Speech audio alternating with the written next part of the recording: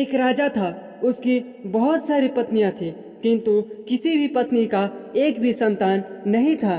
राजा इस बात से अत्यंत दुखी था और राजा भगवान विष्णु का एक बहुत ही बड़ा भक्त था। और वह एक दिन मंदिर जाता है और भगवान विष्णु से अपने लिए पुत्र की कामना करता है। कुछ दिन बाद उसकी एक रानी गर्भवती होती है और एक बच्चे को जन्म देती है।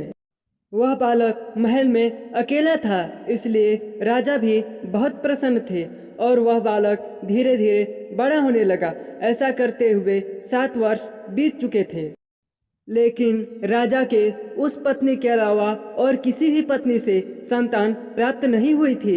इसलिए राजा सिर्फ उसी पत्नी से अधिक प्रेम करता था। यह सब देख सारी रानियां जलने लगी और एक दिन सबने मिलकर उस बच्चे के भोजन में जहर मिलाकर उस बच्चे को मार दिया।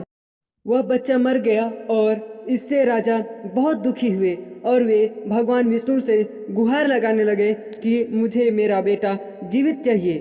तभी वहाँ नारद जी आए और उन्होंने राजा को बहुत समझाया, किंतु राजा अपने जिद में अड़े थे कि मुझे मेरा पुत्र जीवित चाहिए। यह सुनकर नारद जी ने उस बच्चे को जीवित कर दिया। यह देख राजा अत्यंत खुश हुआ। राजा ने उस बच्चे को अपने गले से लगा लिया और कहा कि हे पुत्र, तुम मुझे छोड़कर कहीं मत जाना। वह बच्चा बोला कि मैं आपका पुत्र नहीं हूँ। राजा ने उसे बहुत समझाया, किंतु वह इसी बात पर अड़ा रहा कि मैं आपका पुत्र नहीं हूँ। उस बच्चे ने कहा कि मैं आपका पुत्र नहीं हूँ, क्योंकि आप पिछले जन्म में भी एक राजा थे और मैं एक भिखारी था।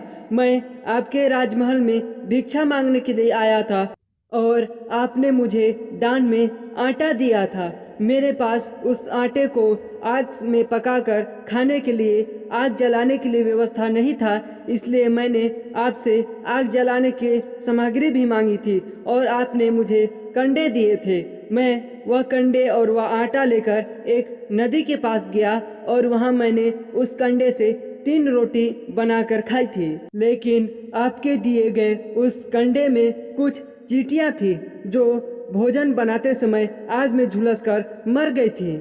और वही सारी चींटियां आज आपकी पत्नियां हैं। और उस समय मुझसे अनजाने में ही एक पुण्य हुआ था कि मैंने अपने भोजन करने से पहले मैं भगवान श्री हरि का नाम लेकर मैंने भोजन किया था, जिसके कारण इन चींटियों अर्थात आपकी रानियों का बदला एक ही जन्म में पूर्ण हो गया। यदि मैंने भोजन से पहले भगवान श्री हरि का नाम नहीं लिया होता तो मुझे कई जन्म लेने पड़ते और हर जन्म में इन चींटियों के हाथ से मुझे मरना पड़ता। और आपने मुझे दान में आटा दिया था जिससे मैंने भोजन बनाकर खाया था। उसी के ऋण को चुकाने के लिए ईश्वर ने मुझे आपका पुत्र बनाकर भेजा है, किंतु अब आपका ऋण मुझ में शेष नहीं है, अतः मैं आपका पुत्र नहीं हूँ। यह कहकर वह लड़का फिर से मृत हो गया और उसकी आत्मा नारद जी के साथ बैकुंठ को चली गई। इस कहानी से यह सीख मिलती है कि हमें अपने कर्मों का फल भोगना ही पड़ता है। कर्म तालाब के शांत पानी में मारे गए उस पत्थर के समान है, जिसके कारण उत्पन्न जल तरंगे आखिर में तट तक तो जाती हैं, किंतु वह तट से टकराकर वापस उसी जगह में आती हैं जहां उस पानी में कंकड़ पड़ा था। यानी हमारे कर्मों का फल लौटकर हमारे ही पास आता है। यह कहानी से यही सीख मिलती है। अतः अच्छे कर्म करते रहिए और भगवान का नाम लेते रहिए। नमो नारायण।